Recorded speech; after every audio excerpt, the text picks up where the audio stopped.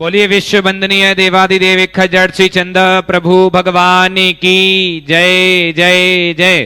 बोलिए परम पूज्य श्रवण संस्कृति उन्नायक आचार्य भगवंत गुरुवर श्री 108 विद्यासागर जी महाराज की जय जय जय। बोलिए परम पूज्य गुणायतन प्रणेता शंका समाधान प्रवर्तक भावना योग प्रवर्तक प्रखर वक्ता मुनिवर श्री 108 प्रमाण सागर जी महाराज की जय जय जय। बोलिए परम पूज्य मुनिवर श्री 108 अरह सागर जी महाराज की सत्य और संस्कृति का सजा ये भव्य वितान कदम मिलाकर बढ़ चले धर्म और विज्ञान। बंधुओं शाश्वत तीर्थराज सम्मेद से करके इस पावन तलहटी पर स्थित विश्व का एक ऐसा अनूठा कीर्तिमान जिसके माध्यम से युगांतकारी जनशासन की प्रभावना होगी। पूज्य मुनिवर प्रमाण सागर जी महाराज की एक ऐसी अद्भुत परिकल्पना जो जन जन के कल्याण का कारण बनेगी। निश्चित ही आने वाले समय में सैकड़ों हजारों के लोगों के सम्यक्त का कारण बनेगी गुणायतन, और साथ ही साथ न जाने कितने लोगों के दिशा दर्शक और भविष्य निर्माता के रूप में होगा गुणायतन। मैं निवेदन करूंगा जो लोग जनवाणी चैनल प्रमाणिक ऐप के माध्यम से देख रहे हैं, जो नीचे नंबर चल रहे हैं, इन नंबरों पर आज ही संपर्क कीजिए और स्वयं जुड़िए, औरों को जोड़िए और अपने जीवन में सर्वोत्कृष्ट लगा करके साथी से पुण्य कार्जन कीजिए। साथ ही बंधुओं पूज्य गुरुदेव के मुखारबिंद से होने वाली प्रतिदिन स्थानधारा में आप भी अपनी ओर से करा सकते हैं। वैवाहिक वर्षगांठ जन्म दिवस के विशेष अवसरों पर आप नीचे लिखे हुए नंबरों पर अवगत करा करके अपनी ओर से शानधारा कराने का सौभाग्य अर्जित कर सकते हैं। मासिक शानधारा और नित्य शानधारा के पुण्यार्जक भी बन सकते हैं। आइए बंधु अब सीधे सीधे मैं नामों की उद्घोषणा कर रहा हूं जिन लोगों ने आज गुणायतन से जुड़कर के अपने आप को धन्य किया है। सर्वप्रथम निर्माण निधि सदस्य गुवाहाटी से जिन्होंने अपनी प्रथम सैलरी गुणायतन के लिए समर्पित की है, श्री मनोज कुमार, उषा देवी, आशीष कुमार, भारतीय परिवार, एक बार जोरदार करतल ध्वनि से अभिनंदन। यदि ये हैं तो अपने ही स्थान पर खड़े होकर के गुरुदेव के चरणों में नमन वंदन करके आशीष प्राप्त करें।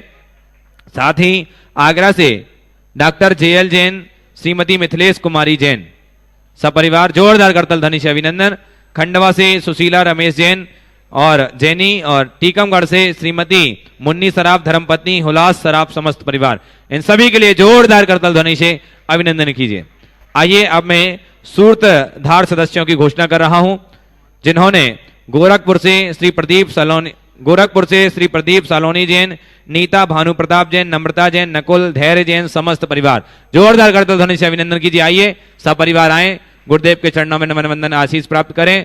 और ऐसे परिवार के सम्मान के लिए बुलाना चाहूंगा श्री देवेंद्र जी अजमेरा साहब, गुणायतन सह कोषाध्यक्ष, और साथ ही सुनील जी अजमेरा साहब, संयुक्त महामंत्री गुणायतन। आइए आप लोगों के समक्ष पहुंचे भावना योग के, और वहां पर आपकी स्मान वंदना की इस कड़ी को संपन्न करेंगे आदरणीय देवेंद्र जी अजमेरा साहब, सह कोषाध्यक्ष, और सुनील जी अजमेरा, संयुक्त महामंत्री गुणायतन। आइए सूत्रधार के रूप में जो हमारे बीच में जुड़े हैं दिगंबर जैन, बड़ा मंदिर, हिसार, हरियाणा महिला मंडल, इन्होंने 1,35,000 रुपए की राशि गुणायतन की समर्पित की। एक बार जोरदार करतल ध्वनि से अभिनंदन कीजिए। बहुत बहुत साधुवाद पूरे हरियाणा महिला मंडल के सदस्यों का, बहुत बहुत आभार पूरा गुणायतन परिवार करता है। आइए अब सूत्रधार सदस्य के रूप में सागर से श्री विमल कुमार जैन, श्रीमती मंजूलता जैन, सतभैया, मीनाक्षी जैन, अंजलि जैन, सागर मध्य प्रदेश, जोरदार करतल ध्वनि से अभिनंदन कीजिए। इन्होंने भी आज सूत्रधार की सदस्यता प्राप्त की है। और ऐसे परिवार के सम्मान के लिए बुलाना चाहूंगा डॉक्टर प्रद्युमन जी और शैलेंद्र जी, मुख्य प्रशासक गुणायतन, वो आए और ऐसे श्रावक सृष्टि का सम्मान करें। आइए शीघ्रता से पहुंचे भावना युक्त लोगों के समक्ष। निर्माण नायक के रूप में वराइठा सागर से जो जुड़े हैं स्तंभ से निर्माण नायक डॉक्टर अशोक कुमार जैन, सुनील कुमार जैन, नेहा जैन, आदर्श जैन, आयुषी जैन, अनवी जैन, समस्त परिवार, जोरदार करतल ध्वनि से अभिनंदन कीजिए। आइए यदि ये परिवार हमारे बीच उपस्थित हैं निर्माण नायक सदस्य तो वो आ जाएं। संस्थापक सदस्य ट्रस्टी के रूप में जिन्होंने जुड़ने का सौभाग्य अर्जित किया है, मैं उनके नामों की घोषणा कर रहा हूं और आप एक बार जोरदार करतल ध्वनि से अभिनंदन कीजिएगा। निर्माण निधि से संस्थापक सदस्य श्री इंद्र कुमार जैन, श्रीमती मंजू जैन, मोहित जैन, इति जैन, मृदुल जैन, पार्थ जैन, समस्त परिवार, जोरदार करतल ध्वनि से अभिनंदन कीजिए परिवार का। और इनके सम्मान के लिए बुलाना चाहूंगा श्री सुभाष जी जैन, सीईओ गुणायतन, और श्री कपूर चंद जी कोटा, आइए संयोजक गुणायतन, वो भी ऐसे श्रावक सृष्टि का सम्मान करके गुणायतन के गौरव को बढ़ाएं। आपकी करतल ध्वनि बजती रहनी चाहिए। इस प्रकार से एक और सदस्य जो सूत्रधार के रूप में हमारे बीच जुड़े हैं, मैं उनके नाम ले रहा हूं। निर्माण निधि से सूत्रधार श्री नागरमल जी, श्रीमती सुशीला देवी पहाड़िया, श्री पवन जी, ज्योति देवांग पहाड़िया, समस्त परिवार जोरदार करतल ध्वनि से अभिनंदन।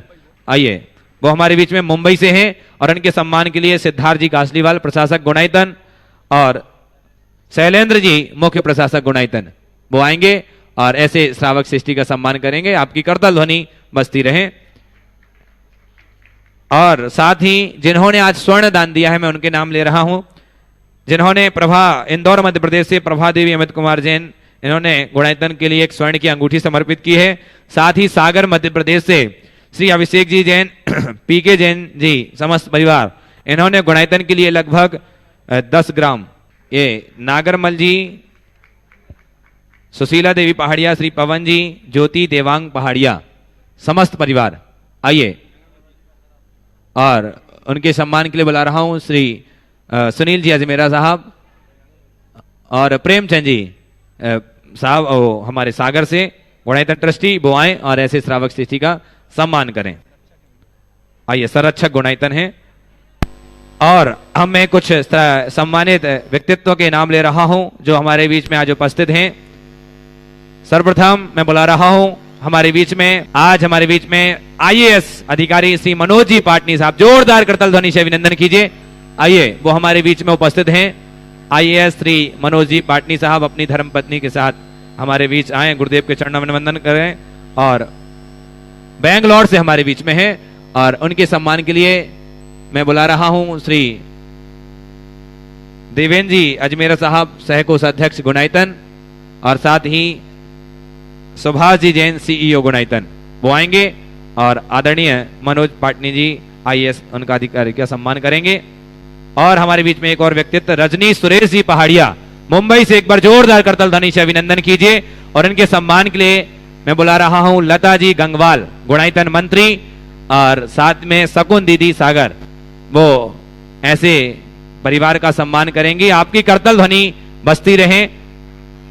और आइए, इनका सम्मान हो रहा है और आगे से।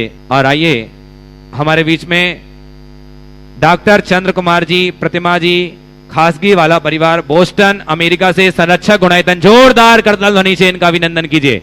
आइए, ये सब परिवार हमारे बीच उपस्थित हैं। गुरुदेव के चरणों में नमन वंदन करके आशीष प्राप्त करें। और इनके सम्मान के लिए बुला रहा हूं श्री सिद्धार्थ जी कासलीवाल, प्रशासक गुणायतन, और साथ ही शैलेंद्र जी मुख्य प्रशासक गुणायतन, वो आए और ऐसे परिवार का सम्मान करें। आदरणीय चंद्र कुमार जी, प्रतिमा जी, खासगी वाला परिवार, बोस्टन अमेरिका से। आइए, सम्मान हो रहा है। और चलते हैं संघ का समाधान के विशेष सत्र से जुड़ते हैं। और आगे के संचालन के लिए मैं बुला रहा हूं आदरणीय पंडित सुदर्शन जी पिंडरई। बोली संत श्रोमणी आचार्य भगवान विद्यासागर जी महाराज की, परम पूज्य प्रमाणिक संत महामना मुनिराज प्रमासागर जी महाराज की, परम पूज्य राय सागर जी महाराज की। आइए, हम सब संबद्ध होते हैं उन सी चरणों से जो जगत विख्यात हैं संप्रेरक समय के रूप में, जो जाने जाते हैं गुणायतन प्रणेता, भावना प्रवर्तक और संकल्प समाधान के प्रवर्तक के रूप में, जिनके माध्यम से आप हम नहीं, अपितु सारी सृष्टि अपनी शंकाओं के समाधान प्राप्त करके अपने जीवन को नई ऊर्जा, नई दिशा दे पा रही है। तो ऐसे श्री चरणों से मैं आपको जोड़ूं, उनसे आपको संबद्ध करूं। उसके पूर्व मैं चाहता हूं उनका वरद हस्त रूप आशीष हम पर आच्छादित हो। अतः मेरे साथ उच्चारें, नमोस्तु महर्षि, नमोस्तु महर्षि, नमोस्तु महर्षि। स्वागत के इस कार्यक्रम में एक अहम व्यक्तित्व हमारे बीच में विराजमान है, जो ट्रस्टी गुणायतन है, श्रीमान घीसूलाल जी बाकलीवाल, मुंबई निवासी इचलकरंजी जी। वे आए, गुरुदेव के चरणों की अभिवंदना करें, आशीर्वाद प्राप्त करें। और उनका सम्मान करने के लिए गुणायतन के सीईओ श्रीमान सुभाष जी जैन एवं मुख्य प्रशासक श्रीमान शैलेंद्र जी जैन आकर उन्हें सम्मान करें। आपकी तालियां सम्मान के लिए बजती रहें लगातार। श्रीमान सुनील जी अजमेर साहब, संयुक्त महामंत्री गुणायतन हजारीबाग, वे भी आए और सम्मान करके गुणायतन गौरव को महिमा मंडित करें। आपकी तालियां लगातार बजती रहें। ऐसे सम्मानित व्यक्ति हमारे बीच में जब हुआ करते हैं तो हमारी तालियां अनायास बजती रहनी चाहिए। और अब हम प्रथम प्रश्न के लिए उपस्थित कर रहे हैं आज श्रीमान जो गुणायतन के ट्रस्टी ग्रुप में संबद्ध हुए हैं, श्रीमान इंद्र कुमार जी, श्रीमती मंजू जी अपने परिजनों के साथ कोटा से उपस्थित हैं, जो ट्रस्टी बने हैं। आज अपने प्रश्न प्रस्तुत करें और तुरंत तैयार रहें। श्रीमान नंदन कुमार जी जैन छिंदवाड़ा से श्रीमती लक्ष्मी जी के साथ तैयार रहेंगे, मंच के पास आ जाएं। आपको ये लोगों के सामने आकर के अपना प्रश्न प्रस्तुत करना है और समाधान प्राप्त करना है, इस बात का ध्यान रखें। जैसे ही नाम पुकारता हूं आप आकर के खड़े हो जाए मंच के पास तुरंत, जिसमें समय वेस्ट ना हो। तैयार रहेंगे नंदन कुमार जी जैन छिंदवाड़ा से श्रीमती लक्ष्मी जी के साथ। है स्वामी, नमोस्तु नमोस्तु नमोस्तु। महाराज जी, अकृत्रिम चित्तालय मतलब उर्दूलोक और अधोलोक में जो अकृत्रिम चित्तालय होते हैं वो किन किन देवताओं के विमानों में और भवनों में होते हैं? और इनमें जो प्रतिमाएं होती है 500 धनुष की अवगाहना की प्रतिमाएं होती है, जबकि देवताओं की अवगाहना तो कंपेरेटिवली बहुत कम होती है, 3 हाथ 5 हाथ 7 हाथ, या जैसे जैसे ऊपर जाते हैं वैसे वैसे अवगाहना कम होती जाती है। तो इतनी बड़ी प्रतिमाएं, क्योंकि वहाँ तो देवता ही उनके दर्शन करते हैं, पूजन करते हैं, फिर इतनी बड़ी अवगाहना की प्रतिमाएं क्यों होती बहुत है? सुंदर। देखिए, हमारे अकृत्रिम जिनालय जो है अधोलोक में भवनवासी और बेंतरों के विमानों में है। सभी ज्योतिष विमानों में भी अकृत्रिम जिनालय है, वहाँ पर भी है। और आपने पूछा है कि इतनी अवगाहना वाले जिनबे में कैसे होते हैं, तो देवताओं के लिए अवगाहना का इशू नहीं है, उनके पास विक्रिया है। जब हम यहाँ देखते हैं, हम 5-6 फीट के लोग 57 फीट के बाहुबली के चरणों में जाते हैं तो आनंदित होते हैं कि नहीं? 52 गजा में जाते हैं तो आनंदित होते हैं कि नहीं होते हैं? तो हमसे कई गुनी अवगाहना जब होती है भगवान की, तो उससे मन प्रफुल्लित ही होता है, इसलिए ये कोई बात नहीं है। और उनके पास विक्रिया की ऐसी सामर्थ्य है कि उनको अभिषेक करने के लिए सीढ़ी की जरूरत नहीं पड़ती होगी, वो अपना कद बढ़ाकर भगवान का अभिषेक आराम से कर लेते होंगे। और भगवान के सामने लघु बने रहना ही अच्छा है, इसलिए भगवान विराट, हम लघु, ऐसा प्रयास करें। ओ हाँ, नमोस्तु स्वामी, नमोस्तु। श्रीमान नंदन कुमार जी उपस्थित हों और तैयार हैं श्रीमान डॉक्टर संजय कुमार जी, सौरभ कुमार जी जैन सहपरा भिटौनी से तैयार रहेंगे। वे प्रश्न भी करेंगे और उनका हम सम्मान करके हर्षित होंगे। श्रीमान डॉक्टर संजय। नमोस्तु महाराज जी, नमोस्तु। कर्तव्य क्षेत्र में पूरे मन से कर्तव्य करते समय यदि किसी को पर्याप्त समय न देने पाने से, फिर से बोलो। हाँ, नमोस्तु बोलो। महाराज जी, नमोस्तु। कर्तव्य क्षेत्र में पूरे मन से कर्तव्य करते समय यदि किसी व्यक्ति को पर्याप्त समय न देने पाने से व्यक्ति के अहम को ठेस लग जाए तो उससे कैसे बचा जाए? कर्तव्य करते समय यदि पूरे मन से हाँ उसका वो किया जाए, हाँ, तो उसको और सामने वाले को संतोष न मिले, पर्याप्त समय न देने की वजह से हाँ, उसके अहम को ठेस लग जाए तो उससे कैसे बचा जाए? देखिए, अपनी तरफ से पूरी कोशिश करें और उसके बाद भी कसर रह जाए तो सामने वाले से क्षमा मांग ले, इसके अतिरिक्त और कोई उपाय नहीं। नमोस्तु महाराज जी। हाँ, आइए श्रीमान नंदन कुमार जी छिंदवाड़ा से श्रीमती लक्ष्मी जी के साथ, और तैयार रहेंगे डॉक्टर कुमार जैन एवं सौरभ जी जैन सहपरा भिटौनी से जो ट्रस्टी गुणायतन है, वे अग्रिम पंक्ति में आ जाएं। गुरुवार को छिंदवाड़ा की ओर से, मेरे परिवार की ओर से, मेरे पुत्र रक्षक की ओर से कोटि कोटि नमोस्तु भगवान, नमोस्तु भगवान, नमोस्तु भगवान। मेघास्विनी गौशाला छिंदवाड़ा कमेटी की ओर से आपको नमोस्तु भगवान। मेरा प्रश्न यह है कि जीवन में बहुत सारे नियम और संयम को हम लोग धारण किए हुए हैं, लेकिन चारित्रिक कमजोरी के कारण कुछ नियम टूट जाया करते हैं। तो गुरुवार मेरा प्रश्न यह है कि उस नियम को टूटा हुआ मानकर क्या उस वस्तु का सेवन करते रहें या प्रायश्चित लेकर के पुनः उस पर स्थापित हो जाए? नियम टूटना और नियम तोड़ना दोनों में बड़ा अंतर है। किसी परिस्थिति बस टूट जाए तो अपनी निंदा गढ़ा करके वापस नियमों में स्थिर हुआ जा सकता है, लेकिन हमने नियम टूट गया तो टूट जाने दो, तो ये तो सत्यानाश है। तो कदाचित नियम टूटे, उसे वापस कंटिन्यू करने का संकल्प लेना चाहिए, नहीं तो व्रत भंगम महत पापम, इसे भूलना नहीं चाहिए। नमोस्तु गुरुवार। ससम्मान आमंत्रित हैं डॉक्टर कुमार जी, सौरभ जी जैन सहपरा भिटौनी से। ये पहले प्रश्न पूछें, उसके पूर्व हम इनका सम्मान करना चाहते हैं। आए गुरुदेव की अभिवंदना करें, आशीर्वाद प्राप्त करें, और सम्मान करने के लिए सादर आमंत्रित हैं श्रीमान प्रेमचंद जी जैन सागर संरक्षक गुणायतन, श्रीमान प्रेमचंद जी, और श्रीमान सुनील जी अजमेर साहब हजारीबाग संयुक्त मंत्री गुणायतन। आए और डॉक्टर कुमार जी का एवं सौरभ जी का सम्मान करके गुणायतन गौरव को महिमा मंडित करें, और साथ ही डॉक्टर साहब प्रश्न भी करेंगे। और तैयार रहेंगे श्रीमान मनोज जी शैलजा जी बेंगलुरु से, IAS हमारे जैन समाज के गौरव, श्रीमान मनोज जी शैलजा जी बेंगलुरु। तालियां आपकी बजाय लगातार, ये आप शांत नहीं बैठे, ये ऐसे व्यक्तित्व हैं जो गुणायतन के इस स्वरूप को प्रदान करने में कायम बन रहे हैं। नमस्ते गुरुवर, नमस्ते गुरुवर, वहीं नमस्ते से गुरुवर। वहीं से बोलिए। हाँ, गुरुवर मैं हूं तो चिकित्सक आज, पर जब कभी हमारे गुरुजनों को कोई तकलीफ होती है तो मुझे आंखों में आंसू आ जाते हैं, आत्मा रोती है। क्यों? देखिए आपका मन थोड़ा भावुक है और ज़्यादा संवेदनशील है, तो भावुकता और संवेदनशीलता के कारण इस तरह से आंसू हो जाती है, लेकिन हमें इससे विचलित नहीं होना चाहिए। और आंसू आना अलग बात है और व्याकुल होना अलग बात है। हमें तटस्थ भाव से चिकित्सा करना चाहिए और साथ ही साथ उस घड़ी अपने आप को इतना स्ट्रॉन्ग बनाए कि एक डॉक्टर को देखकर सामने वाला और संभल पाए। यदि आप इस तरह से भाव विवल होंगे तो सामने वाला घबरा सकता है, इसलिए अभ्यास से इसे हम नियंत्रित कर सकते हैं। गुरुवर ऐसा तो नहीं मैं भैया वृत्ति करते हुए जन्म लेके आ गया और अब छोटा है? हाँ, आप लोगों की भैया वृत्ति करते ही जन्म लेके आ गया और आज फिर आकांक्षा रहती हूँ। आवाज़ नहीं आई, फिर से बोलिए। महाराज जी, पहले से मैं आप लोगों की भैया वृत्ति सेवा करते हुए आया हूँ और आज कर नहीं पा रहा, इसका दुख होता हो। कीजिए शक्ति प्रमाण, शक्ति बिना श्रद्धा धरे। पहले तो एक बार डॉक्टर साहब के लिए सब लोग एक बार करतल ध्वनि से अभिवादन करें। ये एक चिकित्सक होने के साथ साथ गुरुओं के, साधुओं के बहुत सेवक हैं। इन्होंने अपने जीवन में साधुओं की खूब चिकित्सा और वैयावृत्ति की है। अब शरीर, अवस्था और सब चीज़ें होती है, इसलिए इनमें विचलित नहीं होना चाहिए और जहाँ जैसी बने शक्ति भर करें, अन्यथा उसका अनुमोदन करें। सौरभ। सौरभ जी। जगत पूज मुनिराज के चरणों में बारंबार नमोस्तु भगवान, नमोस्तु भगवान, नमोस्तु भगवान। महाराज जी, प्रोफेशनल लाइफ में और कई बार समाज के काम करते हुए भी ऐसा हो जाता है, जैसे अभी कुछ समय पहले हम लोग समाज के काम में लगे हुए थे। कई बार ऐसा होता है कि लोगों के लिए कोई काम हम करें, कोई फेवर करें, और जब हमारा मौका आता है कि हमारे लिए कोई फेवर करे तो वही व्यक्ति हमारे साथ एक तरीके से विरोध कर देते हैं या वैसा फेवर वापस नहीं करते हैं। उस समय पे ऐसा लगता है कि इन लोगों का क्या बुरा कर दें। एक भयंकर प्रतिहिंसा जागृत होती है महाराज जी।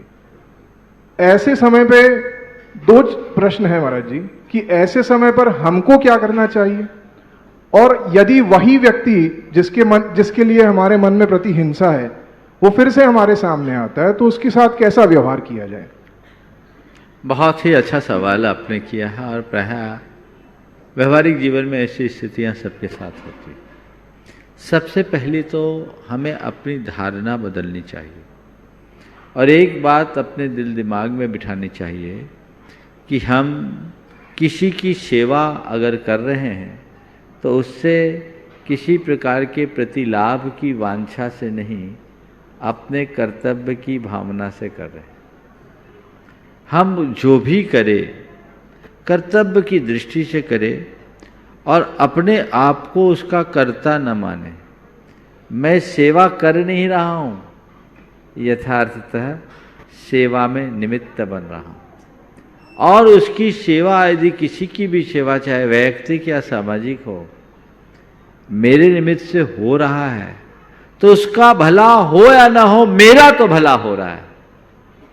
अब वो मुझे वापस प्रतिभाव स्वरूप सेवा करे, ऐसा अगर हम सोचते हैं तो ये हमारी कमजोरी है, इसको नकारना चाहिए।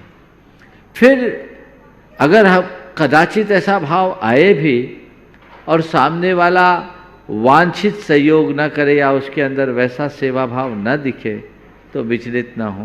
सोचें, मैंने अपना कर्तव्य किया, वो अपना काम कर रहा है, मैं अच्छा करूं ये मेरा पुरुषार्थ है, अच्छा प्रतिभाव मिले ये मेरा भाग्य है। ठीक है, काम खत्म। नेकी कर दरिया में डाल, ये भाव होना चाहिए। और जब सामने वो व्यक्ति आया और मन में तनाव, गुस्सा, क्षोभ आने लगे तो उस समय क्षमा मांगना चाहिए और अपने मन को सामान्य करते हुए उसके प्रति और आभार प्रकट करना चाहिए कि इस शख्स के निमित्त से मैंने कुछ अच्छा कार्य किया। मैं आपसे एक सवाल करता हूं, यदि कोई व्यक्ति आपको सेवा का पात्र न मिले तो आप सेवा कर पाओगे क्या? हाँ? तो अगर हम किसी की सेवा करके पुण्य कमा रहे हैं तो उसके पीछे हमारे लिए कोई सेवा का पात्र मिल रहा है तभी न करा पा रहे हैं। हाँ? तो भैया आप हमारे जीवन को कृतार्थ कर दिए। चलिए हम दूसरी तरफ से बोलते हैं, मुनि राजों की सेवा करते हो? करते हो? खूब करते हो, बचपन से किए हो। तो मुनि राजों की सेवा करते समय उनसे कोई प्रतिभाव चाहते हो या अपने आप को कृतार्थ महसूस करते हो? माइक लो। कृतार्थ महसूस करते क्यों? हैं। गुरु के प्रति सम्मान है और वैसा आदर्श है। अरे आपकी सेवा से मेरा जीवन तर गया, ये विश्वास। तो ये सेवा मैं आपके लिए नहीं, अपने लिए कर रहा हूं। तो जो भाव गुरुजनों की सेवा के समय होती है, जो भाव परिजनों की सेवा में होता है, वही भाव आम जनों की सेवा में जुड़ जाए तो ये अभिमान कभी प्रकटेगा ही नहीं। ये अभिमान है जो किए कराए पर पानी फेरता है। इसलिए हम सेवक बने, निष्प्रभाव से काम करें और कर्म करें, फल की वांछा से अपने आप को मुक्त रखें, पहली बात। लेकिन हमारी कोई सेवा करे, छोटी सी भी सेवा, जीवन भर याद रखें। समझ गए? 2 लाइनें कहता हूं। स्वयं के द्वारा दूसरों की गई सेवा को पानी की लकीर की तरह भुला दो। स्वयं के द्वारा दूसरों की गई सेवा को पानी की लकीर की तरह भुला दो और दूसरों के द्वारा स्वयं की गई सेवा को पत्थर की लकीर की तरह अंकित रखो। ये सिद्धांत बनाकर चलोगे तो जीवन धन्य होगा। लेकिन कभी कोई, आप सबके लिए भी मैं कह रहा हूं, अवसर पर किया गया छोटा सा उपकार भी बहुत महान होता है, और जो व्यक्ति अपने उपकारी के प्रति कृतज्ञ नहीं होता वो बहुत नीच और अधम माना जाता है। ऐसा कभी नहीं करना चाहिए, क्योंकि आप अगर कृतज्ञता करेंगे तो अनेक उन लोगों को नुकसान में पहुंचाएंगे जो आज आवश्यकता से जूझ रहे हैं, जिन्हें आपके सहयोग की आवश्यकता है। हाँ, सुरभि सतीश। ओम। द्वय मुनि राजों जी के चरणों में त्रिबार नमोस्तु। मुनिषी जी, यदि आपकी अनुमति हो तो मैं भावना योग के संबंध में कुछ बताना चाहती हूँ। जरूर। हाँ। मुनिषी जी, मेरे हाथ की कलाई में एक बहुत बड़ी गांठ थी। जो लोग सुन रहे हैं सबको मालूम है, हमारे जो परिचित हैं, हमारे जीजा जी हैं, इनको भी मालूम है। मैंने डॉक्टर को भी दिखाया पर उनका ये कहना था कि इसका ऑपरेशन करना पड़ेगा और कोई गारंटी नहीं है कि ऑपरेशन के बाद ये गांठ फिर से ना उभरे।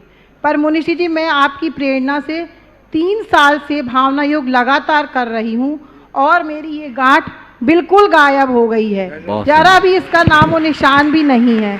तो मैं सर्वप्रथम तो आपकी बहुत आभारी हूँ कि आपकी प्रेरणा से और आपके आशीर्वाद से मुझे भावना योग करने की प्रेरणा मिली।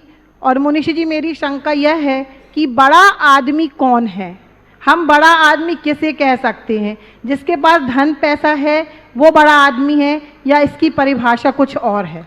मेरी नज़र में बड़ा आदमी की बड़ी सीधी सी परिभाषा है, जिसके पास जाने वाला अपने आप को छोटा महसूस न करे, समझ लो वो बड़ा आदमी है। जिसके पास जाकर अगर आप अपने आप को छोटा महसूस कर रहे तो बड़ा आदमी नहीं। और सच्चे अर्थों में बड़प्पन तभी झलकता है जो छोटे को भी गले लगाने के लिए तैयार रहता है। तो हम बड़े आदमी को बड़े ठाठ से नहीं, उसके बड़प्पन से पहचान। नमोस्तु गुरुदेव। आइए, समाज के गौरव पुत्र श्रीमान मनोज जी शैलजा जी बेंगलुरु से IAS, और तैयार रहेंगे श्रीमान गुणायतन के संरक्षक चंद्र कुमार जी खासकीवाला, श्रीमती प्रतिमा जी खासकीवाला बोस्टन अमेरिका से। आज गुरुदेव से मिला। गुरुदेव ने जो प्रोजेक्ट बना रखा है, सिद्ध गुणायतन का जो 4D पूरा पिक्चराइजेशन कर रखा है, ऐसा विजन, ऐसा इमेजिनेशन हमने आज तक सिर्फ बाहुबली जैसी मूवी में देखा था, वो भी उसका 10% है। मतलब जो ख्वाब में भी नहीं सोच सकते कि ऊपर स्वर्ग में क्या होगा, भोग भूमियों में क्या होगा, अष्ट भूमियों में क्या होगा, उसका ऐसा पिक्चराइजेशन हमारी जो आगे आने वाली जनरेशन है, जो किताबों में हमको पढ़ने को नहीं मिला, जो प्राकृत जैसी भाषा में, आजकल हिंदी भाषा भी नहीं पढ़ पाते लोग, तो प्राकृत भाषा पढ़ना मुश्किल है कि हमारे धर्म ग्रंथों में क्या लिखा हुआ है, वो 16 मिनट में, 108 मिनट में जो मिलने वाला है हम सबको, हमारी जो आने वाली जनरेशन्स हैं वो मतलब उनको अमूल्य धरोहर मिलने वाली है। हम समोशरण में तो ना जा पाए, समोशरण में विदय क्षेत्र में है अभी, पर हम नहीं जा पा रहे, लेकिन वो 16 मिनट की पिक्चर से हमको और हमारी आने वाली जनरेशन को ये समझ में आ जाएगा कि हमारा जैन धर्म क्यों है, जैन धर्म क्या अमूल्य धरोहर है। इतना कृतार्थ हो गया आज वो वीडियो देख के, मैं अपने शब्दों में बयान नहीं कर सकता, तो इसके लिए बहुत बहुत धन्यवाद। सवाल। गुरुदेव, मेरा बहुत ही छोटा सा प्रश्न है, बच्चों जैसा। जैसे आप इस युग में भावना योग बता रहे हैं, गौतम बुद्ध ने विपश्यना और आनापान सती योग बताया, वैसे ही हमारे तीर्थंकरों ने, अरिहंत परमेष्ठी ने भी नासा दृष्टि से ध्यान योग किया। तो मैं उस ध्यान योग के कैसे उन्होंने नासा दृष्टि से क्या योग किया उसके बारे में जानना चाहूँगा। देखिए, सबसे पहले तो मनोज भाई के स्वागत में एक बार जोरदार करतल होना चाहिए। ये ऐसे एक प्रशासनिक अधिकारी है, IAS है, पर इनके सवाल और इनकी भावनाओं से देखकर लगता है कि बड़े स्वाध्यायी और धार्मिक भी हैं। वरिष्ठ अधिकारियों में इस तरह का भाव होना हम सबके लिए बड़े गौरव और प्रसन्नता की बात है। मैं दोनों को आशीर्वाद देता हूँ कि इसी तरह धर्म भाव में लगे रहे और आपकी गहराई आपके प्रश्न में भी उजागर होती है। आपने पूछा है ध्यान योग के लिए हम क्या करें। देखिए, जैन साधना का प्राण ही ध्यान है। हमारे तीर्थंकरों ने जो ध्यान की बात की वो परम ध्यान है और वैसा कहीं नहीं कहा गया। शुक्ल ध्यान से ही मुक्ति होती है, बिना ध्यान के मुक्ति नहीं होती। विपश्यना, आनापान आदि की जो बात है ये सब उसी का एक रूप है। लेकिन हमारे तीर्थंकर भगवंतों ने ध्यान करने की जब बात की तो उन्होंने कहा ध्यान करना नहीं है, जो किया जाए वो ध्यान नहीं। ध्यान किया नहीं जाता, ध्यान में जिया जाता है। तो ध्यान को जियो, और ध्यान को जीने के लिए क्या करना है? कुछ नहीं करना है, न कुछ सोचना है, न कुछ बोलना है, न कुछ करना है। माँ चित्त, माँ चिंता, चिट्ठा माँ जंपा, किम भी जैन होई थिरो, अप्पा अपम मिरवो, इनमें हवे परम ध्यान। कोई चिंतन मत करो, कोई चर्चा मत करो और कोई चेष्टा मत करो। आत्मा को आत्मा में ही रखो, यही परम ध्यान है। तो मात्र ज्ञाता दृष्टा बने रहने का नाम ध्यान है। और वहां तक पहुंचने के लिए क्या करे? तो माँ मुझ्झा, माँ रज्झा, माँ दुस्सा, इट्ठ निट्ठ अत्थे से थिर मिच्छम जय चित्तम, थिर मिच्छा जय चित्तम, विचित्र ध्यानप सिद्धि। अगर उत्कृष्ट ध्यान की सिद्धि के लिए अपने चित्त को स्थिर रखना चाहते हो तो इष्ट अनिष्ट पदार्थों में राग, देश और मोह मत करो, इसे अभ्यास से जीतो। तो राग, द्वेष, मोह से बचने के लिए क्या करें? उसके लिए भावना योग करो। अध्यात्म की साधना ये भावना योग ही है। भावना योग में मैंने नया कुछ नहीं किया, ये तो जैन वांग्मय के सार को आज की भाषा में व्याख्यायित भर किया है। ये तो हमारी अपनी साधना युगों से होता रहा है, समय सार कुल नहीं, भावना योग है। राग, देश, मोह से अपने आप को बचाना है तो क्या करो? अपने अंतस चेतना में जमे संस्कारों को हटाओ। अभी तक जन्म जन्मांतरों के संस्कार के फलस्वरूप हम अपने आप को रागी, द्वेषी, मोही मानते रहे, मानते ही नहीं रहे, महसूस करते रहे।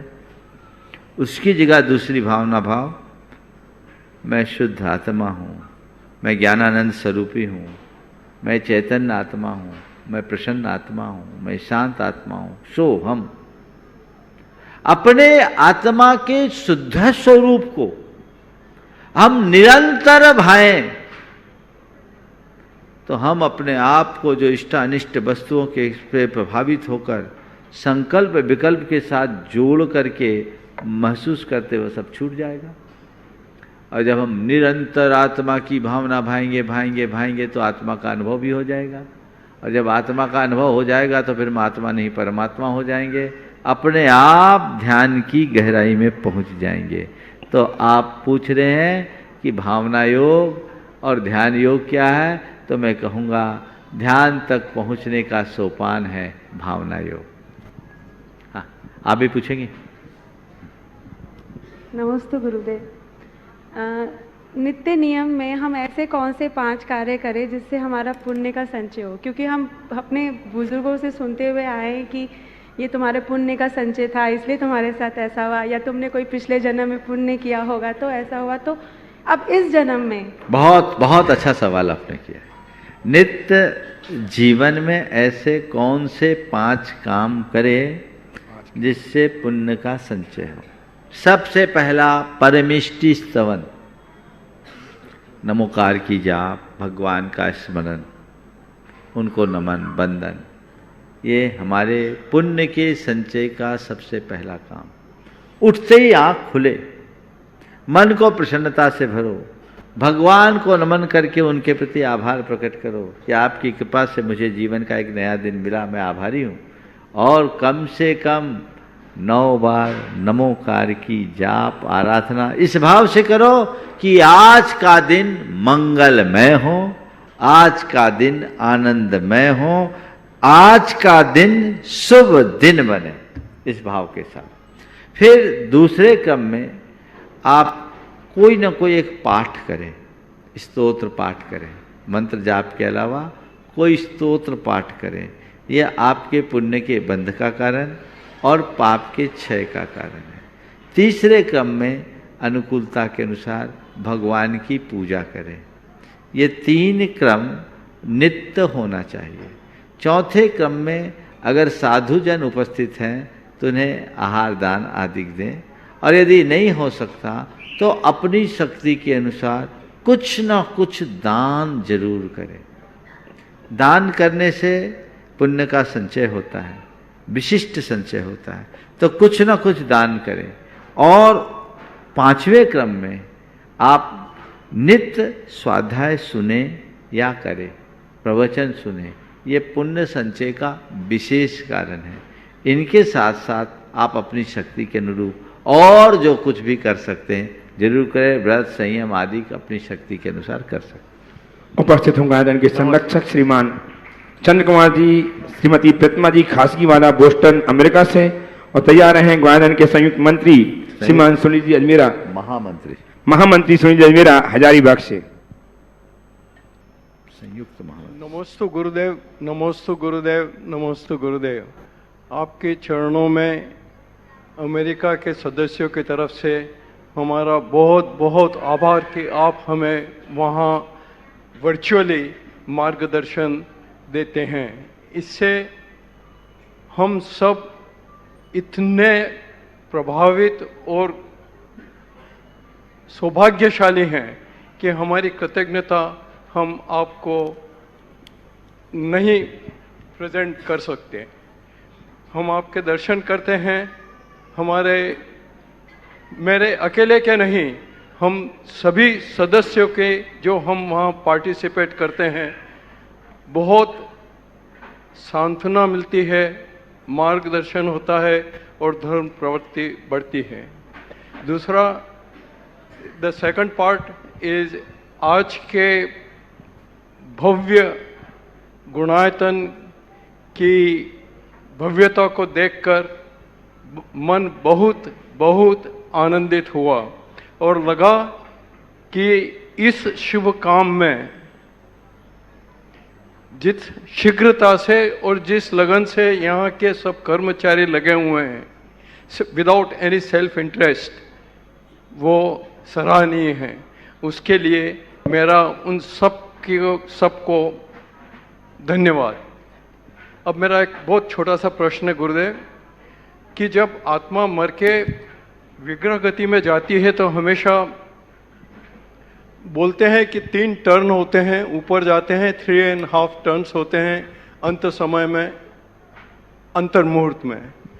तो मेरा और वहाँ जाकर के फिर बाद में मरने के पहले, पुनर्जन्म के पहले वो जगह देख करके आती है कि कहाँ उसे निश्चित जाना है। तो मेरा शंका और समाधान आप बताएं कि यदि किसकी गति नीचे बंधी है, ऊपर तो देखिए आपका आशय मैं समझ गया। सबसे पहले तो मैं कहूं कि गुणायतन में कोई कर्मचारी नहीं है, गुणायतन में जितने हैं सब गुणायतन के सहयोगी हैं। यहाँ न तो वो कर्मचारी की भांति रहते हैं, न कर्मचारी की तरह काम करते हैं, और न ही यहाँ किसी को कर्मचारी जैसा व्यवहार किया जाता है। ये गुणायतन का गौरव है। सभी अपना उत्कृष्टतम अर्पित करते हैं, और बहुत सारे लोगों ने तो निस्वार्थ सेवा अपनी दे रखी है, तन मन धन के साथ। यहाँ से एक पाई भी वो नहीं लेते।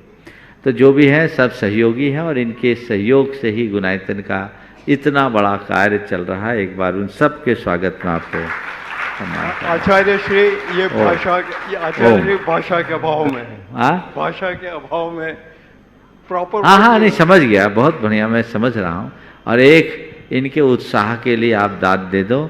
80-81 साल की उम्र में ये जवान दिख रहे हैं, और लगभग हर वर्ष मेरे पास केवल दर्शन के भाव से बोस्टन से आते हैं। यहाँ इनका कोई काम नहीं है, लेकिन ये लगन है, भावना है, ये इनकी धार्मिक अभिरुचि का द्योतक है। आपने जो अभी मरणांत के समय की बात की, पहली बात तो ये हमारे यहाँ एक शब्द आता है मारणांतिक समुद्घात। मरने से कुछ समय पूर्व हमारी आत्मा हमारे शरीर से बाहर निकलती है, सबकी नहीं, किसी किसी की, और बाहर निकलने के बाद उस स्थान तक पहुंचती है जहां उसे जन्म लेना है, और अंतर मुहूर्त में वापस लौट के आ जाती है। तो ये एक अंतर मुहूर्त की प्रक्रिया होती है, और उसके बाद वो अपने आत्मा में स्थित होते हैं, मरण हो जाता है।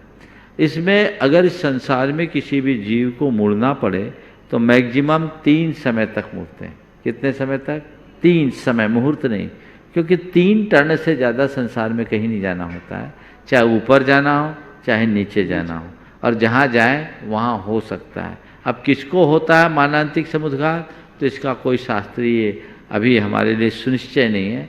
किसी को होता है, किसी को नहीं होता। मुझसे पूछो तो मैं ये कह सकता हूँ, हालांकि बोलचाल की भाषा में ये शास्त्रीय नहीं, मैं अपने मन से बोल रहा हूँ, कि जिसको अपने परलोक की ज़्यादा आकुलता होती होगी वो जगह देख के आता है। चलिए। उपस्थित हों श्रीमान सुनील जजमेरा साहब, संयुक्त महामंत्री गुणायतन हजारीबाग से, और तैयार रहेंगे श्रीमान राजेश जी जैन भोपाल से, एवं श्री डॉक्टर श्री बीरचंद जी जैन, बीता जी जैन वाराणसी से, ट्रस्टी गुणायतन, ये सब तैयार रहेंगे। द्वय मुनि राजों के चरणों में हजारीबाग दिगंबर जैन पंचायत का नमोस्तु नमोस्तु नमोस्तु। महाराज जी, मेरा ये प्रश्न प्रीति अजमेरा का है, मेरी बहू का। उसने पूछा है कि महाराज जी, इस बार के सिद्ध चक्र विधान में जब मुझे आना था, जिस दिन मुझे आना था उस दिन अचानक कोई ऐसी घटना हो गई कि कुछ साधर्मी त्यागी व्रतियों की व्यवस्था के लिए मुझे रुकना पड़ा, और मैं 3 दिन बाद आई, तो उसमें मुझे क्या दोष लगेगा? देखो, विधान छूटा ये एक कशिश है, लेकिन विधान छूटने के बाद भी आपने सेवा की, ये पुण्य। तो हम तो ये मानते हैं कि ऐसे मौके में अगर किसी की सेवा और सहयोग करने का कोई आकस्मिक निमित्त आ जाता है तो उसे भी अपनी पूजा और विधान मान करके करना चाहिए। इसमें कुछ छूटा ऐसा एहसास नहीं करना चाहिए। एक घटना बताता हूँ। पंडित टोडरमल जी के नेतृत्व में जयपुर में एक जगह सिद्ध चक्र महामंडल विधान हो रहा था, और उसके विधि विधान कराना का काम टोडरमल जी के ही हाथ में था। वो घर से मंदिर के लिए निकले, शुद्ध धवल वस्त्र पहनकर, रास्ते में देखते हैं एक वृद्धा फिसल कर गिर पड़ी है और करा रही है। वो उसके निकट गए तो देखा उसकी कमर टूट चुकी थी।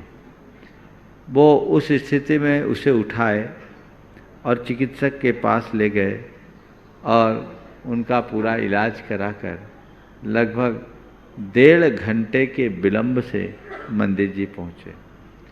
तब तक लोगों की आतुरता आक्रोश में बदल गई। सब ने कहा पंडित जी आज आपने क्या कर दिया, पूरा पाठ अधूरा रह गया। पंडित जी आज आपने कितना विलंब कर दिया, पूरा पाठ अधूरा रह गया।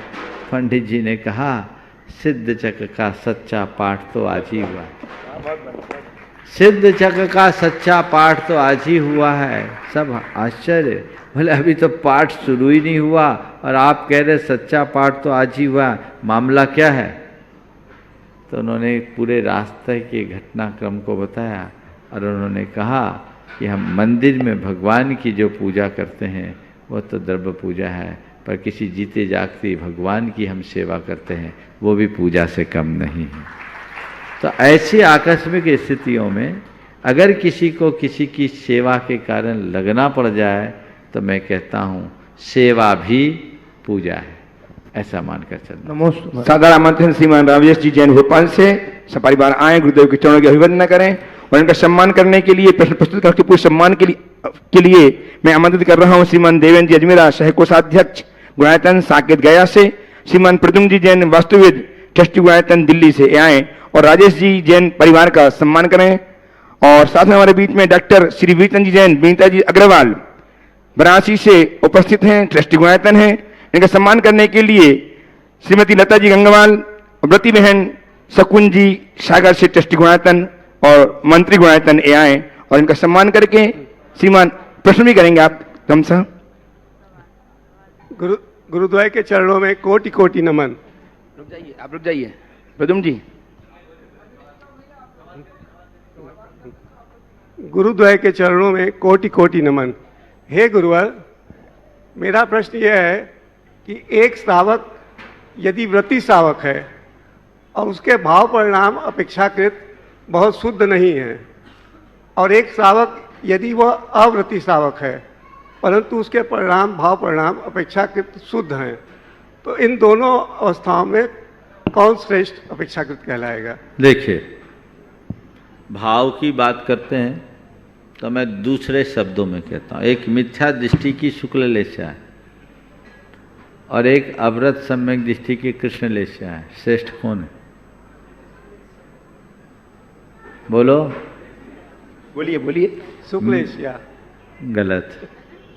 मिथ्या दृष्टि के भले शुक्ल लेशा है फिर भी वो मिथ्यात्व के कलंक से युक्त है, और सम्यक दृष्टि के लिए भले कृष्ण लेशा है फिर भी वह सम्यक से सुशोभित है। तो इसके परिणाम और उसके परिणाम में बड़ा अंतर है। तो जो सम्यक दृष्टि है वो सम्यक दृष्टि इसका चौथा गुणस्थान है और उसका पहला गुणस्थान। इसलिए अव्रति और व्रति में यदि व्रति भाव से व्रति है, भले किसी निमित्त से उसके परिणाम अल्पकाल के लिए थोड़े बहुत कलुष हो जाए तो भी व्रति ही होता है। समझ गया? हाँ, लेकिन कहने को व्रति और भीतर कोई व्रत नहीं है तो व्रति नहीं है, केवल लोक में व्रति है। सच्चे अर्थों में तो अव्रतियों से भी खराब है। तो जो व्रति हो ये यथार्थ व्रति बने और उसके अनुरूप अपना काम करे। ओ हाँ, इनका सम्मान करके गौरव को संबोधित करेंगे श्रीमान देवेंद्र जी अजमेरा एवं प्रद्युम्न जी जैन वास्तुविद दिल्ली और राजेश जी जैन भोपाल उपस्थित हों। गुरुदेव चरणों की अभिवंदना करें, आशीर्वाद प्राप्त करें और इनका सम्मान करेंगी श्रीमती लता जी गंगवाल, मंत्री गुणायतन, व्रती बहन शकुन जी सागर से। इनका सम्मान करके गुणायतन गौरव को संवर्धित करेंगी और राजेश जी प्रश्न भी प्रस्तुत करेंगे अपना। साथ ही तैयार रहेंगी श्रीमती रजनी सुरेश जी पहाड़िया मुंबई से, विद्यासागर शोध संस्थान के प्रबंध निदेशक श्रीमान राजेश जी जैन भोपाल से अपना प्रश्न प्रस्तुत करेंगे और तैयार रहेंगी श्रीमती रजनी जी सुरेश जी पहाड़िया मुंबई से। नमोस्तु गुरुवर। गुरु, मेरा आपसे एक क्वेश्चन तो है ही और साथ में समाज के लिए भी है, जो कि हमारे समाज को बहुत सी गति भी दे सकता है। लेकिन उसके पहले मैं ये बोलना चाहूँगा, अभी हम लोग भोपाल से कल आए और आज ऊपर वंदना की और अभी वंदना करके सीधे उतर के आ रहे हैं। आप में ऐसी वो शक्ति है, हमको रिचार्ज कर देती है, सारे लोगों को, हमको ही नहीं, समाज को या जो आपसे जुड़े हुए लोग हैं उनको। एक चीज़, और दूसरी चीज़ एक और मैं आपसे बोलना चाहूँगा कि हमारे समाज के लिए 20 जनवरी 2014 में भारत सरकार द्वारा जैन समाज को अल्पसंख्यक स्टेटस दिया गया है। इसके बारे में धार्मिक संस्थाओं में और लोगों में अवेयरनेस बिल्कुल भी नहीं है, विद्यार्थियों में स्पेशली नहीं है।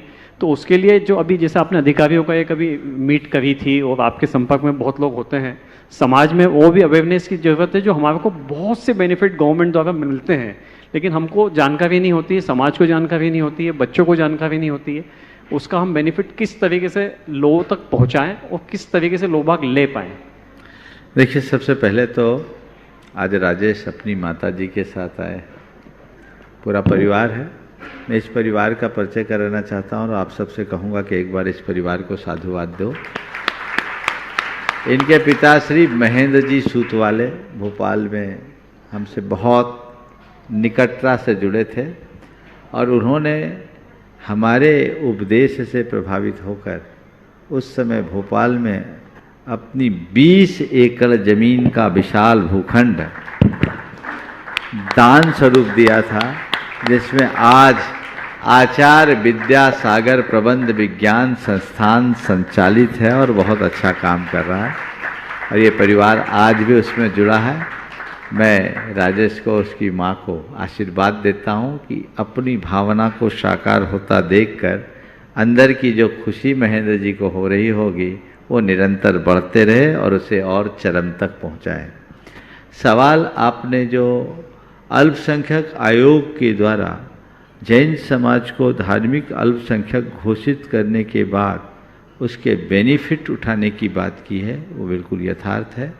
इस मंच से अनेक बार इस विषय में बताया भी गया है और इस संदर्भ में 2 व्यक्ति हैं, उनसे आप लोगों को संपर्क करना चाहिए। मंच से उनके नंबर भी दिए गए और आज ही उन दोनों के नंबर प्रमाणिक ऐप पर नोट कर दें। डॉक्टर बिमल जैन जबलपुर और आपके जाकर के अनिल बड़कुल गुना, ये 2 लोग इस विषय में लोगों को पर्याप्त समय देते हैं, ऑनलाइन भी जानकारी देते हैं। आप इन दोनों से संपर्क करें। अनिल बड़कुल जो एबी न्यूज़ वाले हैं और डॉक्टर बिमल जैन, ये आपको पूरी बातें बताएंगे। इसमें बहुत सारे बेनिफिट हैं, एजुकेशन में भी आपको इसको फ़ायदा है, बिजनेस में भी फ़ायदा है और अन्य प्रकार के कई तरह के लोन वगैरह बहुत कम इंटरेस्ट में आपको मिल सकता है और ये पैसा पूरा का पूरा आपको प्राप्त हो सकता है। लेकिन जागरूकता के अभाव में आप लोग इससे लाभान्वित नहीं होते। आप लोग इनसे समय समय पर लाभान्वित हों, इनसे संपर्क करें। इसका अधिक से अधिक प्रचार प्रसार होना चाहिए। सब इंटरनेट पर भी सारी सूचनाएं उपलब्ध हैं। समाज की उदासीनता है, बहुत प्रयास करके पूरी समाज ने ताकत लगाई, तब तो कहीं जाकर जैनों के लिए मान्यता मिली, तो उसका लाभ उठाना चाहिए। धार्मिक शिक्षा, हमारे जितने भी शैक्षणिक संस्थाएं हैं उनके संचालन में भी हमें स्वायत्तता है और साथ साथ व्यवसाय और पढ़ाई लिखाई के लिए सरकार के द्वारा बहुत कम ब्याज पर लोन की सुविधाएं हैं, उनका पूरा पूरा लाभ उठाना चाहिए। जो 2 नाम मैंने बताया, डॉक्टर बिमल जैन और अनिल बड़कुल, इन दोनों से आप लोग संपर्क करें, सब लोग संपर्क करें। नंबर आप लोगों तक समय पर पहुंच जाएगा। उपस्थित हों रजनी सुरेश जी पहाड़िया मुंबई से और तैयार रहें प्रद्युम्न जी जैन ग्वालियर से। नमोस्तु महाराज जी, मैं सबको बताना चाहूँगा दैट 2020 में ही कोरोना काल में ही मेरे साथ एक इंसिडेंट हो गया था कि मैं घर लौट रहा था और बारिश का भी समय था और अनफॉर्चुनेटली मैं 2 व्हीलर पे था और मेरी गाड़ी स्किड कर दी और मैं ऑन द स्पॉट कोमा में चला गया था। काफ़ी ब्रूटल एक्सीडेंट था, मतलब बहुत intensity of accident was very harsh. तो मुझे डॉक्टर्स ने ये बोल दिया था कि आपको एटलीस्ट 6 से 8 महीने लग जाएंगे कंप्लीटली रिकवर होने में, लगभग 1 साल ही लग जाएगा रिकवर होने में। बट महाराज जी का इतना आशीर्वाद और पूरा ये था सबका, इतना पॉजिटिविटी मुझे लाइफ में आई है कि मैं after being in coma for 4 days आज मैं आप लोग के सामने खड़ा हूँ एकदम healthy and very fit. Bhavna योग किया और मैंने हर रोज़ भक्तांबर पाठ भी हर रोज़ किया और भावना योग भी हर रोज़ किया। मुझे लाइफ में इतनी ज़्यादा पॉजिटिविटी मिली है और मैं महाराज जी को मतलब मेरे पास शायद बहुत सुंदर। देखिए, इस बच्चे को बहुत गंभीर स्थिति थी, इसने खुद ने बताया, पूरा परिवार घबराया था, लेकिन मनोबल के बल पर आज ये खड़ा है। और 2020 में जिसकी ऐसी भयानक एक्सीडेंट हुई, आज 2021 में वंदना करके उतर कर आया है और अभी कमरे में नहीं गया, सीधे यहाँ आ गया। ये बहुत अच्छी बात है। तो मैं लोगों से कहना चाहूँगा कि कभी कुछ भी ऐसा हो, मन को मत गिरने दो, मन को मजबूत बनाकर रखो, दृढ़तापूर्वक उसका सामना करो और अपने अंदर की पॉजिटिविटी को बढ़ाए रखने के लिए निरंतर भावना योग करें। यदि भावना योग का प्रयोग करेंगे तो परिणाम बहुत अच्छा आएगा। उपस्थित हूँ रजनी सुरेश जी पहाड़िया मुंबई से, तैयार हैं प्रदुम्न जी ग्वालियर से और तैयार रहेंगी विजया आरवाड़े सांगली से। मुनिद्वय को मेरा बारंबार नमोस्तु नमोस्तु नमोस्तु। मुनिवर, मैं मतलब कि जो भी कोई देव सास गुरु तीनों से जुड़ा हो, पर फिर भी गुरुदेव उनके आचरण में मतलब कि जो आना चाहिए धर्म के बाद, जो अपन बोलते हैं संयम, त्याग, शील या क्रोध पे आना, कंट्रोल, वो नहीं आ पाता है। तो लोग जो होते हैं आजू बाजू वाले, वे उन पे बड़ा कटाक्ष कसते हैं कि देखो धर्म तो इतना करते हैं पर अभी तक है क्या, चल क्या रहा है, अभी तक तो क्रोध पे कंट्रोल नहीं है, 1 सेकंड में इरिटेशन है, 1 सेकंड में आवेश है। तो क्या गुरुदेव आवेश या क्रोध ऐसी चीजें हैं जो मिनटों में कंट्रोल में हो जाएंगी? ये तो मेरे ख्याल से अगर धर्म का ज्ञान हम लेना चाह रहे हैं, धर्म के रास्ते पे हम बढ़ना चाह रहे हैं, तो क्या इस तरह के कटाक्ष उन लोगों के लिए देखिए, बहुत अच्छा सवाल किया है, बहुत अच्छा सवाल आपने किया। इस संदर्भ में मैं 2 बातें कहूँगा। इस तरह से नकारात्मक दृष्टि कभी नहीं रखनी चाहिए और इस तरह का कटाक्ष भी कभी नहीं करना चाहिए। धर्म क्षेत्र में आगे बढ़ने वाले व्यक्ति, देव शास्त्र गुरु से जुड़े हुए व्यक्ति में यदि कोई दुर्बलता है तो पहले तो उन्हें अपने अंदर इसे संभालना चाहिए, लेकिन दूसरे लोगों को ये नहीं देखना चाहिए कि ये देव गुरु धर्म से जुड़ा है और इतना गड़बड़ है। अभी तो उनको ये सोचना चाहिए इतना गड़बड़ आदमी भी देव गुरु धर्म से जुड़ा है।